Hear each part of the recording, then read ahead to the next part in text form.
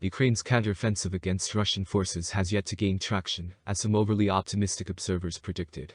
So far, it feels like a warm-up for a bigger act. So far, offensive operations have yielded modest gains in southern regions such as Zaporizhzhia, with multi-layered Russian defenses proving difficult to breach. Ukraine sees the area as a major target because it would mean breaking Russia's land bridge between annexed Crimea and eastern Donetsk. However, there are indications that Ukrainian forces are spreading their bets, attempting to limit Russian gains around Bakhmut while exploiting vulnerabilities elsewhere in the east. Rather than a show of overwhelming force that concentrates newly formed brigades in one direction, the Ukrainians appear to be attempting to pull Russian units in various directions, determining which may be weaker, exploiting lines separating different battalions. Mikhail Podolyak, an advisor to Ukrainian President Volodymyr Zelensky's office, said on Thursday that the first goal was to eliminate as many Russian draft units as possible and increase the psychological pressure on the Russian army. At the same time, he explained, Ukrainian forces are testing to see which areas are the weakest.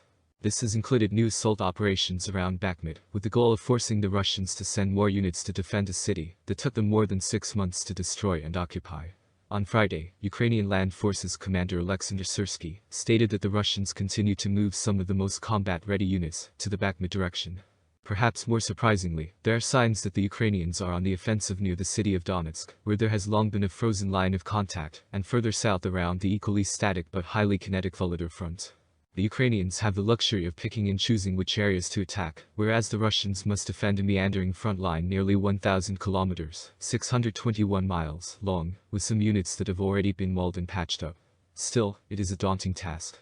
In the south, in particular, Ukrainian forces must launch a frontal assault against well-prepared defensive positions, and they lack air superiority. The Russians have had months to fortify their defenses here. The Ukrainians were never going to make the kind of lightning advances they did in Kharkiv last fall. The Institute for the Study of War also warns that takeaways are far too early. The vast majority of Ukraine's counteroffensive forces have not yet been committed, and Russian defenses are not uniformly strong along all sectors of the front line, it said this week. At this early stage, Matthew Schmidt, Associate Professor of National Security at the University of New Haven, agrees that there are more questions than answers. Do the Russians act strategically? Are they moving troops and supplies as if the current point of conflict is the main thrust? He asks. Only about a quarter of Ukraine's total force appears to be engaged. What are the rest doing? Are the Russians unsure where they will be used? Ukrainians will be hoping that the Russian military command, now in direct command of forces in Ukraine under Chief of Staff Valery Gerasimov, will make some mistakes. There's an old saying that when your enemy is making mistakes, do not get in their way, says Mick Ryan, a former general in the Australian Armed Forces. For some time, Gerasimov has demonstrated a proclivity for making strategic errors, most notably with the ill-conceived initial assault in February 2022. So far, the Russian approach to defending their lines in the south appears to be working relatively well, with the Ukrainians losing mine-clearing tanks and other armor as they attempt to break through. According to open-source video, heavy use of anti-tank munitions is taxing Ukrainian frontline units. According to the Washington-based Institute for the Study of War, ISW, a first Russian echelon of forces repels or slows attacking forces before a second echelon of forces counterattacks against any enemy breakthrough. According to one Ukrainian officer, while obstacles can be effectively bypassed using mine-clearing vehicles, bulldozers, mine plows, and other engineering equipment, it becomes difficult to do so with the presence of drones, which provide real-time data to enemy artillery and aviation.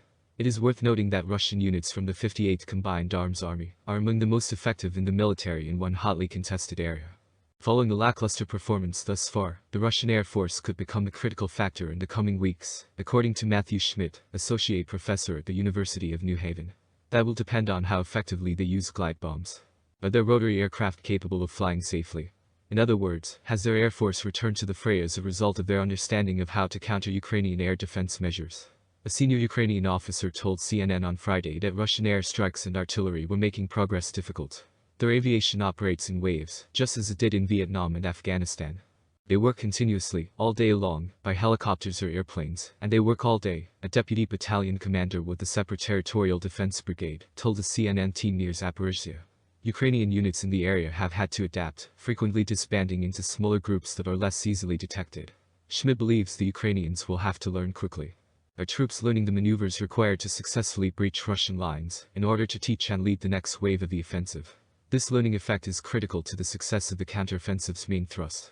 We are advancing, knocking the enemy out of positions, not as quickly as we would like, but we are moving forward, the Ukrainian commander told CNN.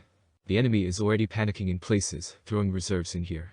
If this is true and widely replicated, Russian forces may find themselves pulled in too many directions to maintain a coherent defense. The early years and nearly 18 months of conflict, the Russians have certainly learned some harsh lessons. Because precision-guided munitions require GPS coordinates, Russian military bloggers, who are frequently critical of the military's performance, have praised the use of electronic warfare capabilities that have disrupted Ukrainian communications and targeting. According to the Institute for the Study of War, it is unclear whether continued successful Russian U tactics are a result of superior capacities or improved Russian employment of these systems, but there is some evidence that they have become a priority target for the Ukrainians. However, much of what matters in the coming weeks will be determined by events far from the front lines.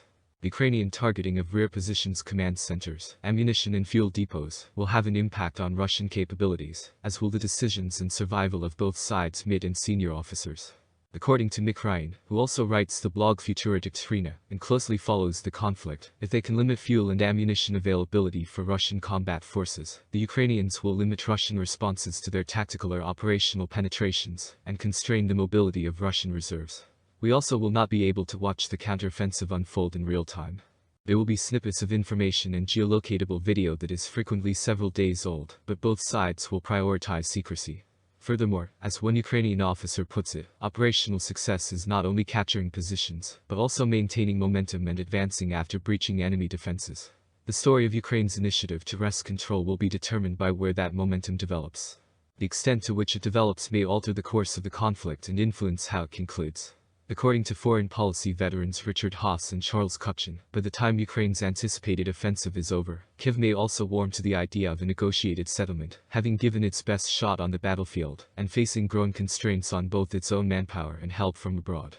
Even if the West increases military assistance, Ukraine is likely to fall far short of defeating Russian forces, they argue. Others argue that Ukraine has no choice but to deliver a stunning blow to the Kremlin, which could include regaining Crimea, or turning it into purgatory for Russians. While some see this as a dangerous fantasy, others argue that only such humiliation will deter the Kremlin from launching another offensive. The Ukrainian Foreign Minister Dmytro Kuleba has stated that if the offensive succeeds in driving Russian forces from Ukrainian territory, it will be the last. Otherwise, there will be more. If our weapons supplies are cut off, Ukraine will simply engage in a lower intensity war.